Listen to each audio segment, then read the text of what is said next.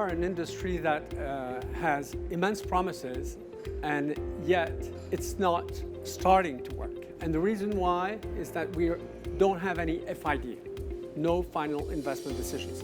The International Energy Agency came out a few weeks ago and said just 3% of hydrogen projects have reached FID.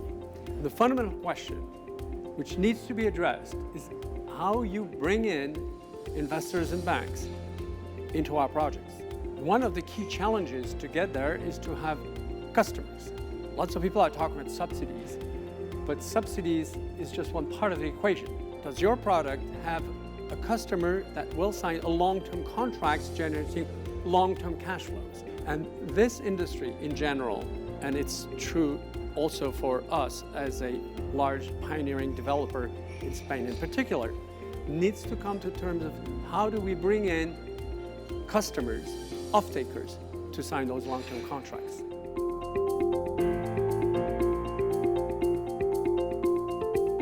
Our projects have a lot of moving parts. That's what investors are telling us. Permitting. We need to get to permitting for those large-scale solar plus electrolyzer projects in Spain. Another moving part is structuring the EPC and solving a number of technical questions that need to be addressed. Yet another one is to have the infrastructure, the pipelines, which will connect the production areas, the production sites, to the customers. And we have some good answers from that, from Enagás, for instance, which made those announcements recently of building close to 3,000 kilometers by 2030. And fundamentally, we need those customers to come in. And here, the huge challenge is that we're competing with fossil fuels, with natural gas, for instance. Natural gas today has seen its prices collapse, including in Europe. We have today natural gas prices which are close to the level where they were before COVID itself.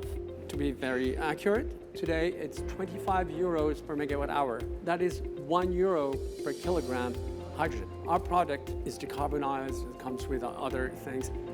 How much can we sell? Probably €2 or slightly over.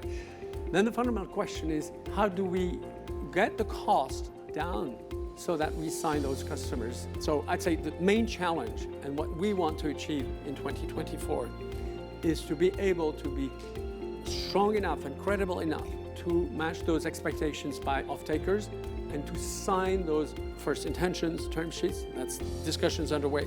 And that's the key to FID. If we don't manage that as a company or as an industry, we're in trouble.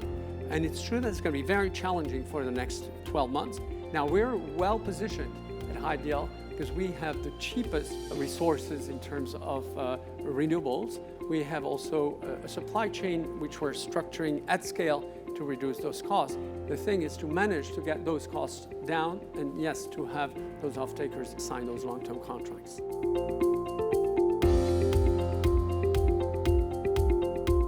I find it great and depressing.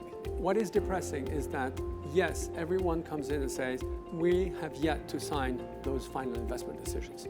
And many people are asking the question, where is the government, where are the subsidies, etc. And people are looking at this huge gap between production costs and what the customers are willing to pay and saying somebody needs to bridge that gap. And that's a depressing thing because there's no money. I mean, this thing that money was flowing and etc. is a thing of the past. So there is no money to bridge that gap, and we have to come to terms. Now, the good news is that we have people who are determined, and what is great in this conference, it brings people, industry players who are looking at actual projects, and yes, taking that determined viewpoint that yes, we can and will solve this issue. So I'm fundamentally hopeful, but yes, to start, I'd say maybe not depressing, but certainly challenging.